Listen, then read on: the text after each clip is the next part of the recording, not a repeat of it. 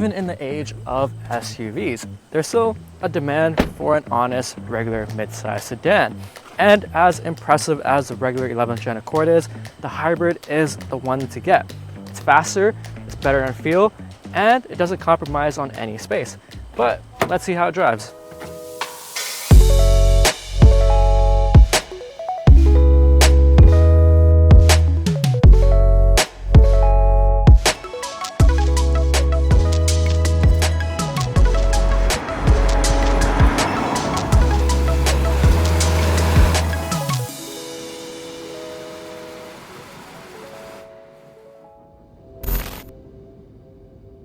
All right, let's put it in sport mode. And okay, 0 to 60 in 6.6 seconds, which is about 1.2 seconds from the regular Accord. You no longer get the option of the 2.0 liter turbocharged engine anymore. You now get this 2.0 liter Atkinson cycle 4-cylinder, naturally aspirated with 2 electric motors in the front. It produces 204 horsepower and 247 pound-feet of torque through an electronic CVT transmission. You don't get the option of an all-wheel drive system like the Toyota Camry, because I think Honda doesn't want to hurt the sales of the bigger brother Acura TLX. There's an eco mode, a normal mode, and an individual mode, which you can also customize. You can change the engine, the steering, the adaptive cruise control, and the gauge. But let's put it back into sport mode. It has a very refined ride, very crispy steering, and the suspension is very well dampened as well. Also, the steering is quite predictable, and it just gives you a lot of confidence, even for such a big car. It's basically the whole package. It's not a sports car per se, but it has enough power, and it handles quite well for a mid-size sedan. Around this turn, a little bit of understeer, but it's pretty good. Honda says that they've tweaked the suspension and the steering from the last generation to make it handle and feel a little better. It's a much bigger car than before. It's as much as 3.5 inches longer overall than the closest competitor, the Nissan Altima, the Hyundai Sonata, the Kia K5, and the best-selling Toyota Camry. It is a huge car, but even for its size, it's really well controlled. There's not that much body roll, and it hides the weight quite well. The ride is super compliant. It's also really quiet because of that hybrid powertrain, so when it's in EV mode, you don't hear anything. The windows are also double paned as well, which is something that you'd only find in pretty much luxury cars. Even BMWs don't have double pane windows, and Porsche will make you pay $500 for them in the front and $1,500 for all the windows to be double pane.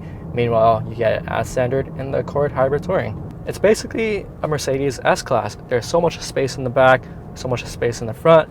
It's comfortable, it's refined, and there's a whole bunch of tech. And better yet, you get 46 miles per gallon in the city and 41 miles per gallon on the highway for a combined average of 44 miles per gallon. But during our testing, we've averaged about 50 miles to the gallon, which is incredible. I think a lot of people will miss that turbocharged 2-liter, but you can't really complain about the fuel mileage you'd get in this option. Underneath your drive mode controller, you have your EV button, which will pretty much use your battery only for as long as it can. But then if you press it again, or once you speed up a little too much, then it will put it back into combustion engine mode. Of course, with every Honda, you get Honda sensing as standard, which comes with your adaptive cruise control, with your lane keep assist. It works really well. Both of that is used for traffic jam assistance, which means that in a stop and go traffic, you basically don't have to do anything at all. You don't even have to touch the steering wheel. There's also traffic jam recognition, which not only shows like the speed limit, but it also shows you other signs that it picks up, like your stop signs. There's a no passing sign or a wrong way sign, or no parking sign. It even displays sometimes. And of course, there is lane departure warning and forward collision mitigation and warning system, as well as your blind spot monitor and rear cross traffic alert. It would be nice if they did have a 360 camera though, but you do get a backup camera as standard, of course, with your parking sensors. Just driving it normally, it's so comfortable. It's like a luxury car in here. little bit of acceleration here. The CVT does simulate the gear shifts, which works pretty well. The CVT is good, it's fast, it works well with the hybrid powertrain. Coming around this turn, you definitely feel quite a bit of understeer, but it's quite compliant. The torque is delivered pretty early on, and you can hear that electric motor assisting it too a little bit. You hear that electric whine, a little bit of body roll, but less than what you'd expect for a vehicle this big. When you get off the line, it's pretty much always in EV mode unless you're accelerating really quickly. And then since we're on a little bit of a hill, the combustion engine will kick on. You won't really notice it at all. It's a really seamless transition. You can only tell with the little EV sign, and you might be able to hear it if you're not playing any music. The electric motors and the combustion engine, along with the CVT transmission, they work really well together. It's seamless, and you probably won't even notice it at all. Compared to the Toyota Camry and the Nissan Altima, and even the Kia K5, I think this has the nicest ride quality. It's definitely the most comfortable, but it's also the biggest in the class. Overall though, I think this would be a great road trip car, especially if you're taking it across the country, because you have so much space in the back, you have a massive trunk, you have so much tech available. You got your heads-up display, you have Honda sensing, which works really well, so you basically don't have to drive. And the best part is, of course, the fuel economy, which means you probably don't have to stop for gas that often, because you get 750 kilometers of range to the tank, and you'll be saving quite a bit of money at the pump. If you're getting an Accord, I think you should just skip the regular Accord option. You should just go right into the hybrid, because this is definitely the powertrain to get.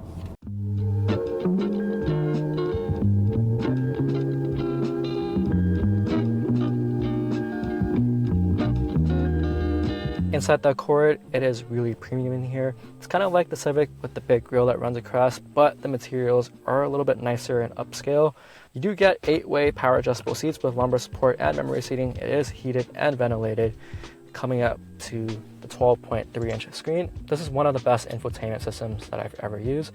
You do get this nice little click to them, Apple CarPlay and Android Auto wireless, of course, and there's also a little shrink button, which makes it smaller. You can also have something displayed on the side here as well. Really fast system. You do get Google Assistant built in, and there is Google Maps built in, which is really fast. Most cars that do use Google are pretty laggy, but this one's good. If you're like me and you want to use Waze but also use Google Maps, you can have your Google Maps run in here, and then you can also put Waze up in the middle, and then over here you can have your music or your power flow, and you can also have your music there as well. And of course you do get a 6-inch heads-up display as well, which displays your traffic signs, your speed, and your speed limits, and navigation info, and also your driver's assistance information. You do get a physical volume knob, which connects to the 12-speaker Bose audio system. You do get wireless charging here. You get a manual gear shifter, which is nice, unlike the Acuras. You get your drive mode controller down here, your EV mode button, your brake hold, and your electronic parking brake. The steering wheel is also pretty nice, same as pretty much every Honda. It is heated. You do get a pretty nice moonroof here, but I wish the headliner in here is black to match with the rest of the interior, but not a big deal at all. Huge doors in the back. Hopping on in, there is a ton of space in the back of the Accord. I am sitting behind myself, and there's a good 5 inches of legroom left.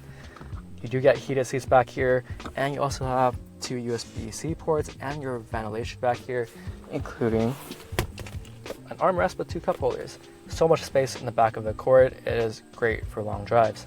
In the back of the Accord, no hands-free tailgate though. There is a button. It goes up automatically though. It opens up to 16.7 cubic feet of space. You can fit quite a few dead bodies in there. Bigger than anything in the class. You don't get a spare tire anymore though, but you do have a fix-a-flat kit with sealant in it. So you do save quite a bit of weight in the back as well. There is a handle that you can pull and close the trunk.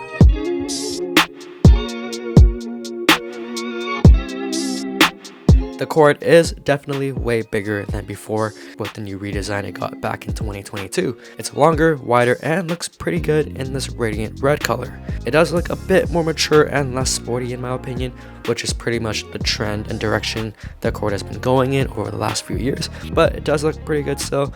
The front grille not only looks cool, but opens and closes for aerodynamics, or if it needs extra cooling. LED headlights and pretty much all lights throughout the vehicle. Your taillight does get this LED strip design that a lot of manufacturers are going for nowadays. It looks pretty cool. No exhaust tips back here. You do get 19-inch wheels, and from the side profile you can see how it has a slope back design like the Audi A5, and the hood of the car is rather long. In some angles from the front though, it looks kind of like a Civic. The Honda Accord Hybrid is a great all-around package. It strikes a balance between great road manners, crispy steering, predictable handling, and a plethora of the latest and greatest tech, while also getting top-notch fuel economy. In terms of mid-size sedans right now, it is the best of the bunch. Maybe until the new 2025 Camry releases, we'll have a worthy competitor. But for now, it's right on top. That's all guys. Thanks for watching.